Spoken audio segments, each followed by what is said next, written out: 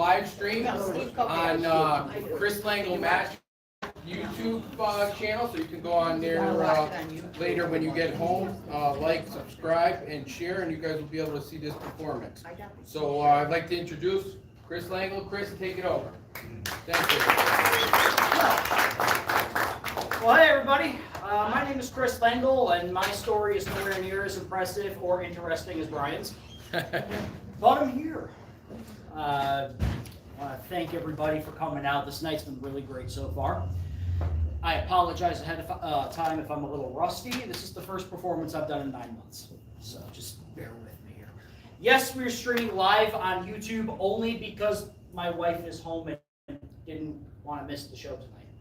So she's streaming it on the TV right now, I think. I sent her the text message. I'll find out all the analytics afterwards. So I want to start off by just giving you guys a little rundown of who I am. Born and raised in Ansonia. Me too. One person, sweet, awesome. Over the years, I've done America's Got Talent, performed for Penn and Teller, did something for the Impractical Jokers. I've opened up Monster Jam a few times down in Bridgeport, and as you can tell, I'm still here. So all that shit's working fine. I want to start off by telling you guys a little story. You see, the story dates back a very long time, as long as I can remember at least. And it involves an eye doctor, and this eye doctor, he was a little bit of a con artist. Now, this guy worked on the corner of 33rd and 7th in New York City. He had a little office building right on that corner, on the 3rd floor. And if you look out the window, there's Madison Square Garden. Go Nick Howard. Oh, no, Brian? No Nick's fan here? Okay, cool.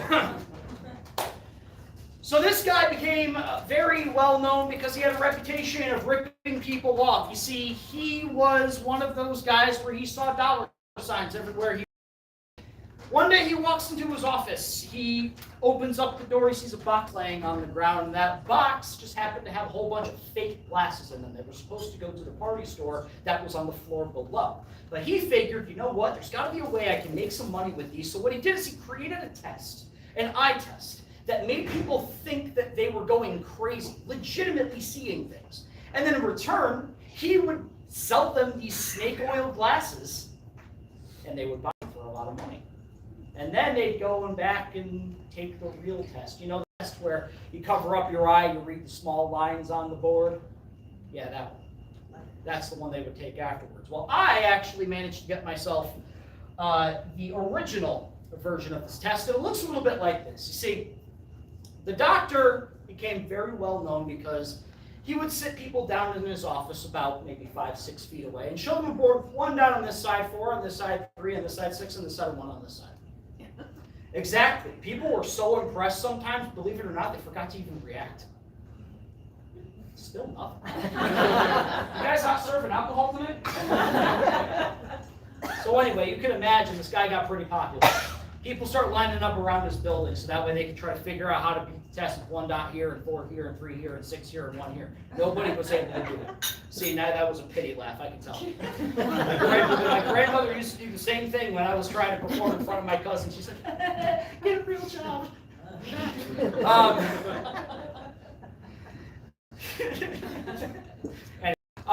So this guy eventually started going from selling these glasses to people simply booking appointments just to figure out how this was done. And nobody was able to do it. Well, I can't say nobody was able to do it. There was one guy who was able to figure it out. He was a magician from Chicago, Illinois. Some people called him at the time the best in the world at what he did. He found out about this eye doctor, so he flew into New York City, booked himself an appointment, sat down in the chair, and took the test with 1 dot here and 4 here and 3 here and 6 here and 1 here. And he figured it out. And he takes the board from the doctor. He goes, Doc, no. I know how you're doing this. And the doctor's like, no, you didn't. And the magician's like, yes, I did. And if you guys indulge me for 2 minutes, you will learn how to do this.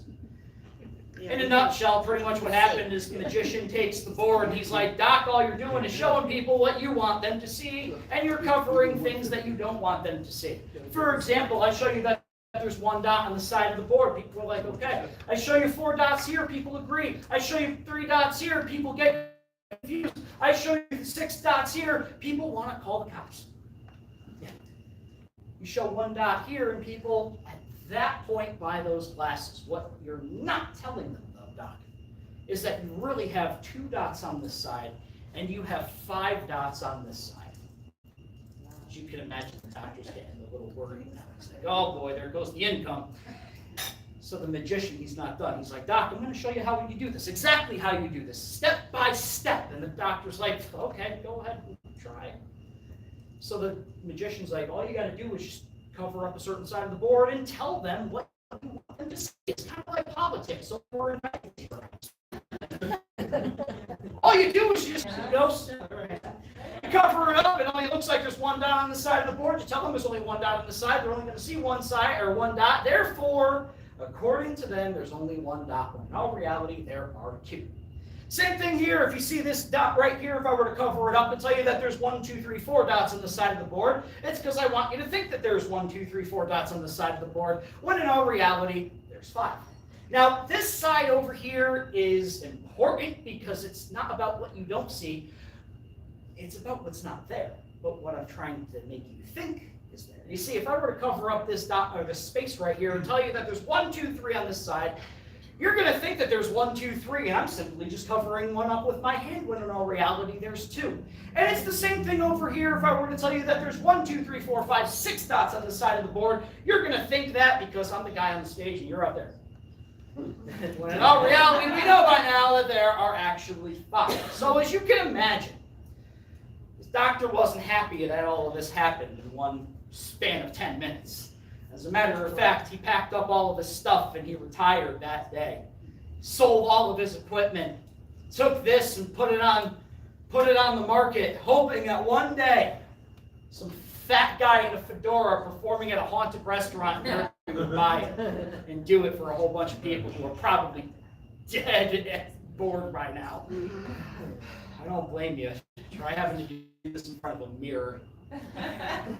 Well, no, because, eventually that one guy did buy it. And I've been doing this for a very long time. I'll come out on the stage and be like, hey, guys, what's up? Yeah, I got a board here. Look, 1 dot here, 4 here, 3 here, 6 here, 1 here, still no reactions. Awesome. God, I suck. But I have problems. You see, every once in a while, I'll be showing the board. I'll get to the 4, and people are like, oh, okay. But then I'll get to the 3 dots. You see, that's where the problem starts, because every once in a while, there's actually 3 dots. It's weird. I don't understand it. Hold on. Hold your applause. I'll earn your pity. It's fine. And then turn the board and show the 1, 2, 3, 4, 5, 6. For some reason, 6 actually show up. Weird. I know. I get it. I lied. I don't get it. I've been trying to figure this out for a very long time. But then it got me thinking.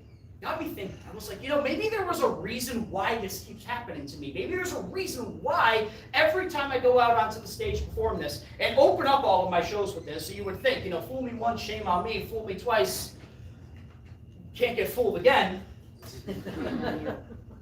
Nobody from my generation ever understands that joke. I'm thinking, maybe there's a reason why this keeps happening, and then I realized, well, the guy was a con artist. He obviously knew that this was going to trick people. He wanted to think a couple of steps ahead. Which is why to this day I still can't figure out where the hell all these come from. Thank you guys. So, anybody else see the lights flicker? Yeah, that's really weird. I have been feeling ever since I walked in here tonight something tapping me on the top of my head. And I'm not even saying that. Okay, stop.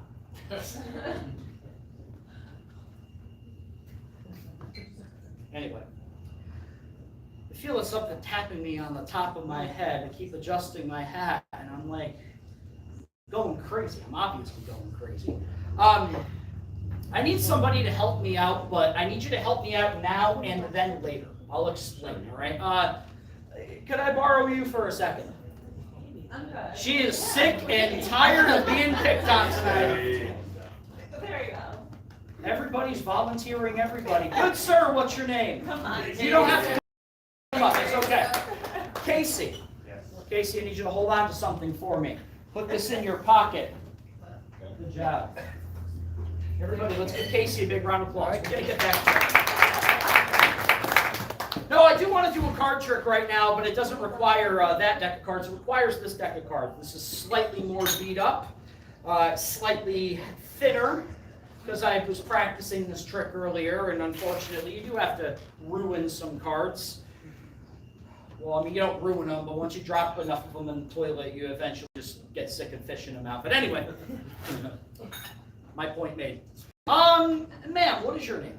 Trish. What was that? Trisha. Trisha, would you like to come on up here? Oh, Trish. Sorry, put on the spot.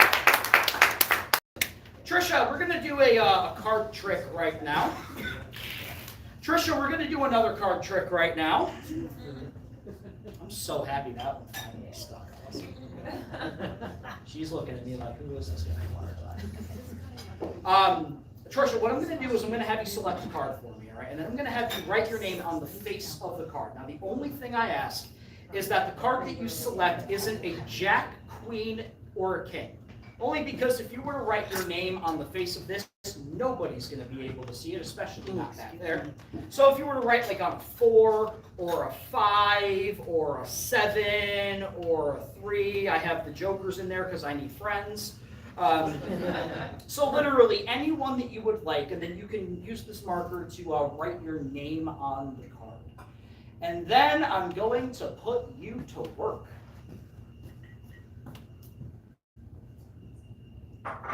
And then when all that is said and done, I want you to take a look at your card, remember what it is, remember what your signature looks like, and then show everybody in the crowd.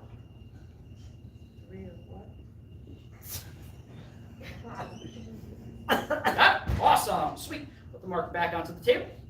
Now we're going to do a little sleight of hand. And do you see what that card is, what the signature? Awesome. We'll push the card into the center of the deck. And Trisha, I'm going to give it a nice little shuffle. And then I'm going to have you do it. Okay? So I'd like you to take the deck and I'd like you to give it a little mix for me. Okay? Shuffle it up. Yeah, seriously. Any way you want to mix it up. I'll even stand right over here and observe. No, mix them, seriously. If you want to go around the room and show everybody that it's a real deck of cards, and if you want to show everybody that it is truly mixed, you can do that. If you want to cut the cards a couple of times, you can do that. Hell, if you want to throw all of them up into the air, let them all fall on the ground, as long as you see and feel that it is completely and totally mixed up. I'm not doing that because then I got to pick it up. I never said you would have to be the one to pick it up. I would have found one that... Anyway, so what I would like you to do, though, is I'd like you to take the cards, put them behind your back for me, okay? And now we're here. You might have to do it on the table here. I'll tell you what. It's out of the way. Only because I feel like this could work one of two ways. All right. Do you have good dexterity with cards? No. Why are you laughing? Why are you laughing? No. Okay, so then we'll use the table. That's fair. Okay. What I want you to do, and I'm going to stand over here as I do this, okay? I'd like you to put the cards onto the table face down. Okay? Typically, I would have had you do this behind your back, but if you don't feel that you would be able to handle them behind your back properly, we can do it on the table. That is just fine. I would like you to take the cards and cut them anywhere you would like. Okay, yep, finish the cut. Excellent. Now cut it again, but this time do not finish the cut. Excellent. Now, the card that you cut to, I'd like you to just put it aside right here. Which side? Just put it off to the side. Without looking at it, yep, just put it right there. Now, if you did this correctly, what should have happened is your card should have been the one that you cut to, signature and everything. I've seen this before. It works sometimes. Not about a 33 1/3%. Now, if I told you that the card that you cut to right now had your signature on it, obviously that would be impressive, right?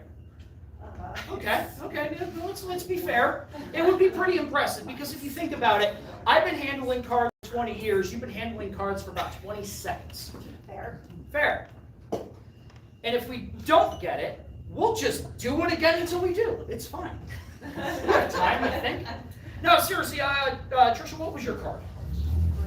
3 of spades. Great choice. Do me a favor for the first time. I'd like you to reveal the 3 of spades with your signature to everybody in the room. Let's see it. You were one off. That's all right. And you're missing a signature, but it's okay. Like I said, we're going to do this until we get it right. So Trisha, I'd like you to, instead of the 3, turn that over as the 4 of spades. We'll just add your signature to it, cross off one of the spades, and we'll be good. It'll be the 3 of spades. No, seriously, go ahead, do it. And Trisha, if you look at the everybody, show everybody what you've got. And if I'm not mistaken, That's impressive. that is the 3.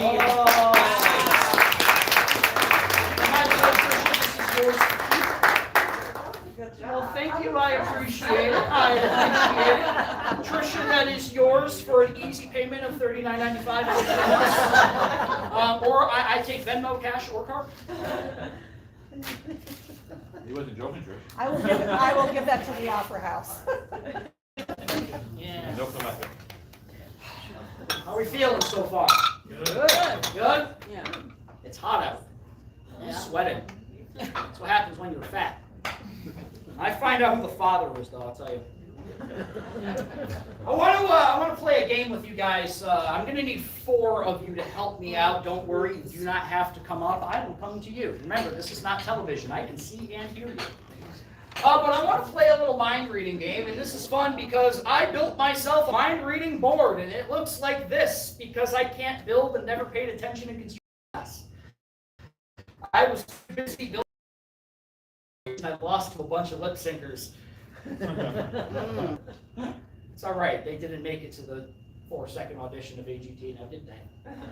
No, instead she's out there in LA, famous. So what I've got right here are 4 numbers, 1, 2, 3, and 4. 4 clips, 1, 2, 3, and 4, and 4 index cards, 1, 2, 3, and 4. The problem is I no longer have a Sharpie. Thanks, Trish. I'm pretty sure I have another one somewhere. Let me check and see. There we go. Sometimes you have to like store things in places you're not proud of, but it's okay. Hold on. Now it's clean. So I'm gonna come around to you guys, and we're gonna start very easily. I'm going to start off basically with just a card selection, and whoever I have select the card, I'm gonna have you write it down on the index card, fold it back up, and we're going to put it onto our little sandwich clip thing right here. And then I'm going to ask questions that are progressively harder, stuff that I really shouldn't know. So let's see, who wants to be assistant number 1? How about you with the blue dress? And what is your name? Kristen. Kristen. All right, take that marker. I promise my hands are clean. All right, now I want you to open up the piece of paper to the line side.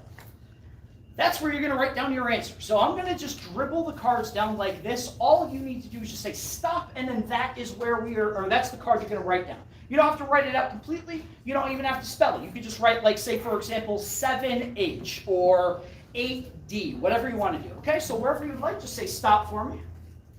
Stop. Right there. Take a look at that. I don't want to look, so I'm going to look at the bathrooms. Okay. Now, when you're done with that, I'd like you to take your piece of paper. I would like you to fold it up and then just hold onto it. Who would like to be victim number 2? How about you, good sir? Sure. Take this piece of paper. Can I see the marker, please? We're going to be playing past the marker because, again, we don't have a lot. And then we'll take papers number 3 and paper number 4. So let's see who wants to be number 3. Take that, and then let's go somebody in the back because you're sitting in the back doesn't. How about you, good sir? All right, so. Nothing yet. Your name, sir? Dan. Dan, what I would like you to do, I would like you to write. I should have grown up on a farm. Open it up or just? You'll open it up to the line side. You're going to write your answer on the inside. And then when you're done, fold it back up. And then pass the marker over to, what is your name? Sam. Pass the marker over to Sam, who's the woman, the blonde woman right behind you. You could have just looked for that piece of paper. Hold on to that for me. Now, Sam, I'd like you to write down the name of your childhood best friend. See, we got to get a little nostalgia here. Right? And then when you're done with that, close up the marker and pass it along to this gentleman in red. What is your name, sir? Chris. Chris. Oh, mine too. All right. Don't worry, guys. We don't have all night. But we do have time. Looks like we're going to have some awesome. All right, and then Sam, if you could pass the marker over to that gentleman right there. I'm going to come around with this because I designed it so that way it slides out to make my life sort of easier. Chris, good sir, I'd like you, we'll try to make this one difficult. I've got it. If you could open up a piece of paper to the line side, just write down your credit card number with the exclamation. I already have that info, you're fine. No, I'd like you to write down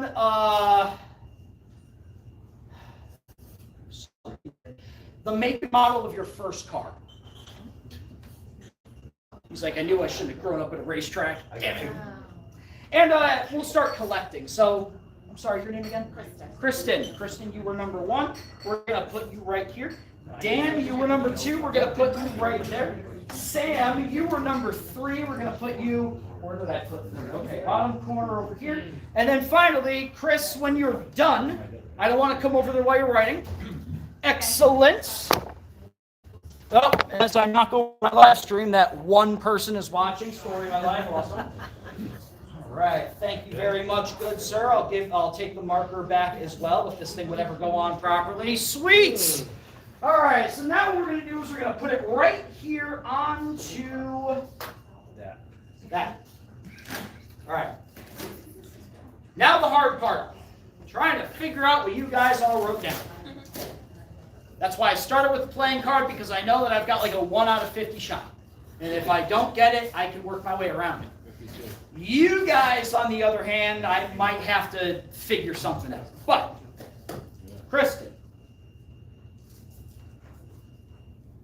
Yes. Think of the card, picture it like it's in a big frame. I'm getting a black card. I'm getting a low number. I'm getting a number, I would say, below 6.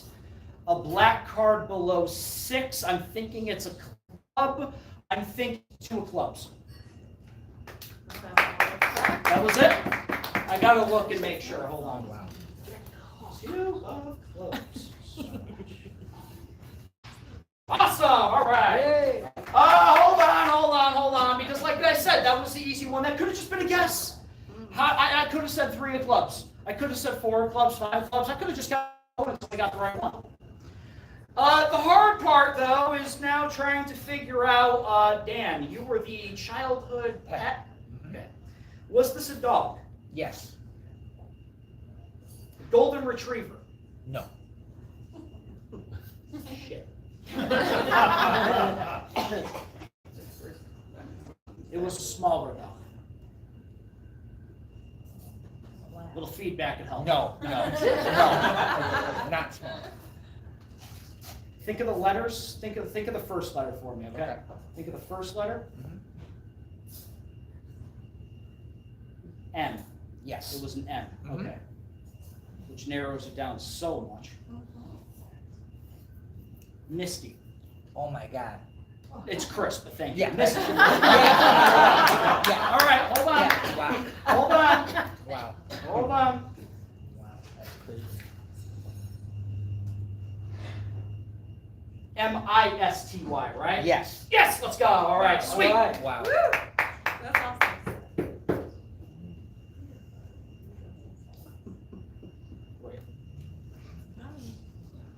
I just want to say really quickly that I appreciate just how well your handwriting is, by the way. Can I just say that? Sam. Childhood best friend? I might deep dive into this a little bit. Where did you go to school? Oxford. Never mind. I went to Ansonia. We beat your ass every year. Who do I know in Oxford? I don't know anybody in Oxford. I gotta think through my Rolodex and everything because There's a lot of people in Oxford. What year did you graduate? 2015. This is not helping me at all. Were you very close to this person? Did this person move away? Do you still talk to this person? They did not move away. Sometimes I talk to them. So they're useless then, okay. Is it Heather? It is.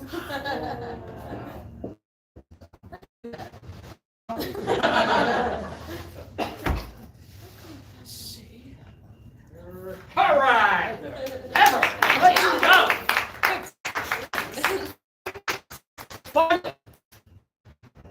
A good start back here. You look like you're a car guy.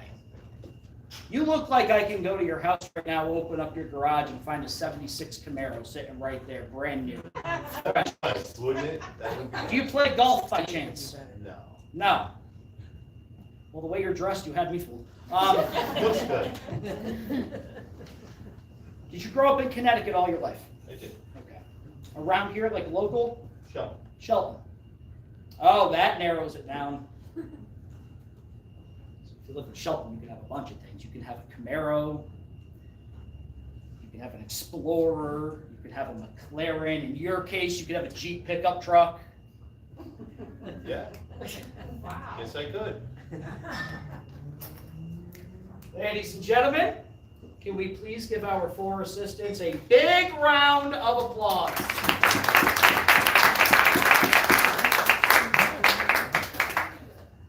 So I've got 2 more things I want to do for you guys. One of them is classic, one of them I'm going to make up on the spot. I always like to make up a trick on the spot because at that point you can't figure it out and you can't Google it or YouTube it because it doesn't exist, right? Like for example, you see the rubber pen? You could look that up anywhere, right? You do the pen up the nose, right? You can look that up anywhere. You do the pen in the ear. Oh, God. You just have to be pretty dumb in order to be able to do that one because there's nothing up here for it to block. You want to do something like this. Oh, there you go. Bring it right back.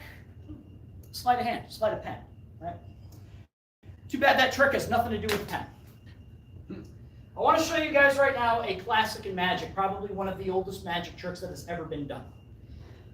When I first started doing magic, I saw this trick and I was obsessed, literally obsessed. I wanted to know how this was done. I took lessons at a magic shop in West Haven. Actually, Brian knows the owner. His name was Russ, and Russ showed me this trick actually at a table in his old magic shop, and I saw it and I was looking at it and it happened right in front of my face, and I was like, I need to learn this right now. So I did. And I'd like to perform it for you guys. I usually end all of my performances with this, and I hope you guys enjoy it. It's a classic. This is called The Distraction. Look! You looked. I saw you. That's the second. Good audience. Now, ladies and gentlemen, I want to show you guys what is simply known as the rings.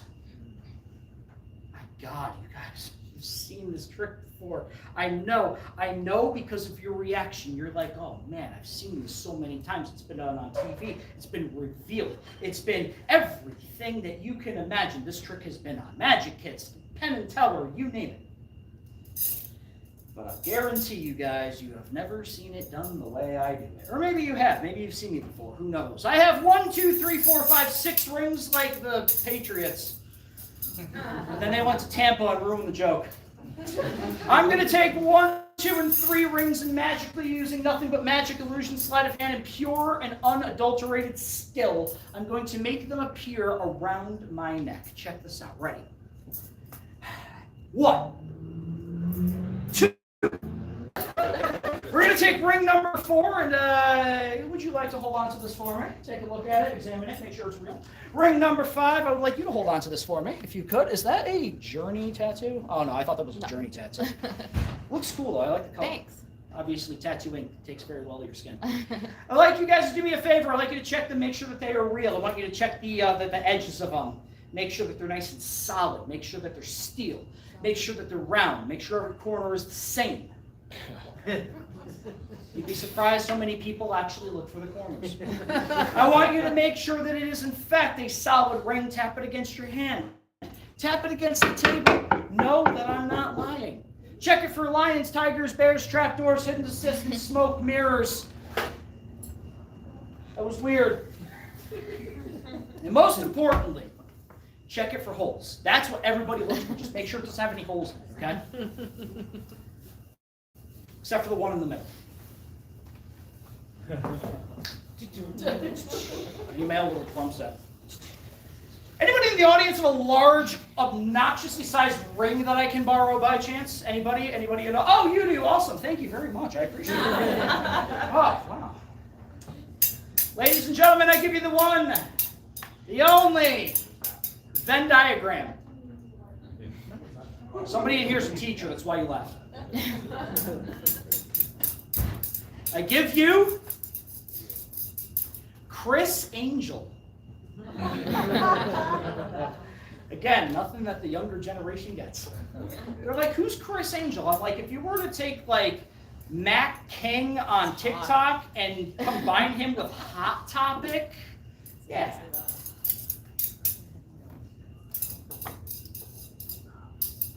The real trick, though, is not making shapes and making jokes with the rings. It's the fact that you can defy gravity. You see, if you rub them together just like this, it creates the illusion that they are linking. You see, if you create the sound, it sounds like they're linking. Right? Nothing's actually happening, but you know, if you create the illusion that something, you know, you go like this, and you know, you show, ooh, look at this, they're linked, right? Everybody's going to think they're linked, but they're not, right?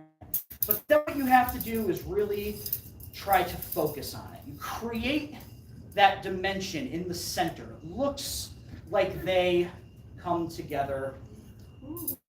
But again, still nothing's happening. I don't know why you're clapping, right? Watch. 1, 2, 3. There you go. Oh, wow. Right? But again, that's not even the coolest thing I could do, so we'll try something a little bit cooler, right? This time what I'll do is I'll let you hear the exact moment that they link together. I'm going to take this one and tap it like this to the other one. And you're going to hear the exact moment when they link, right? 1, 2, 3. Right, I know, it's still, not everybody's on their feet, so I got to try a harder version of this. This time what I'm going to do is I'm going to try to take this ring and I'm going to toss it up and smack this one, kind of like what we just did, only this one will be airborne. If this works, awesome. If it doesn't, I've got a backup plan. And another assistant with a ring. So you bring it up, bring it down, like so. Can I see that one? Awesome. I'm going to wrap this one around my arm. We're going to take number 2 and number 3. Now what I'm going to try to do is something a little bit more dangerous, right? I'm going to take this ring, I'm going to toss it up into the air. I'm going to come down with this one, do a little spin around 360 type thing without my hat coming off. And then I'm going to drop them down. The one around my arm is going to drop, link to both of them, then we're going to have a chain, and hopefully you guys will clap. If not, I will try harder. Here we go. 1, 2, 3. Up, down, around, and... There we go. Now, the cool thing about this is that linking them is all right. Unlinking them, though, is an entirely different story. Good sir, can you hold on to this ring for me? Yes, all right. Come on over here. Come on over here. Now follow me. Follow me. Follow me. Yep. See how I did that? Awesome. Yeah, now you have no choice. No, hold on to it with both hands about right there for me, okay? No, just the first ring, the one that your hand is already grabbing. Awesome. I want a solid grip on it. What is your name? Tom. You have to think about that. I doubt his name is actually Tom. Right? His name is actually Tom anyway. So we'll take these two, and they're really in there, right? Got it. Awesome. Now, at the count of 3, we're going to unlink these rings, followed by a huge thunderous round of applause for Tom, because he's doing the work. 1, 2, 3. Let's give Tom a big round of applause. Bravo! And now, I know, 3 rings is pretty cool, but I still have 3 rings around my neck, so what I'm going to do is, using nothing but my pure skill, magic, illusion, and sleight of hand, I'm going to switch these rings with these 3. Here we go. 1, 2, 3.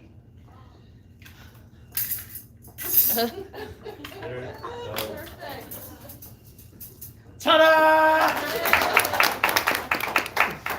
Insert comedic bit here. Anyway. So That's what happens when you let AI write you a magic show.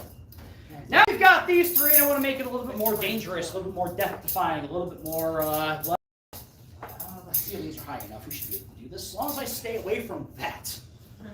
It's already pissed off at us for being in here.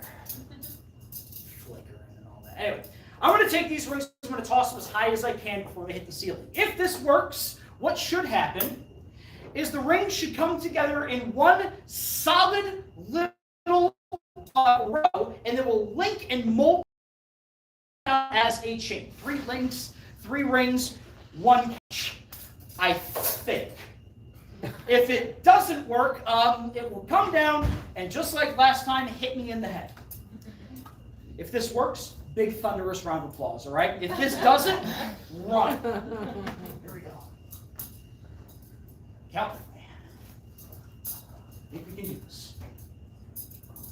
If I throw these up in the air and they float because some ghost caught it, I'm running as fast as I can. You'll never see me here again. 1, 2. Weeks ago, I was working on this. She's like, just get on with the damn trick. I was like, I have things to do. 1, 2, 3. Wow. Well, that's great. You guys want to see 4? Well, too bad. The next part. Gonna make some shapes. If you guys know the shapes, please play along. I give you, usually for kids, Mickey Mouse. For the adults with musical taste, Led Zeppelin. For the fireflies, a lantern. A belt. For fat people like me, this is more of a reminder to stop eating so many Twizzlers, right? A diamond. A butterfly.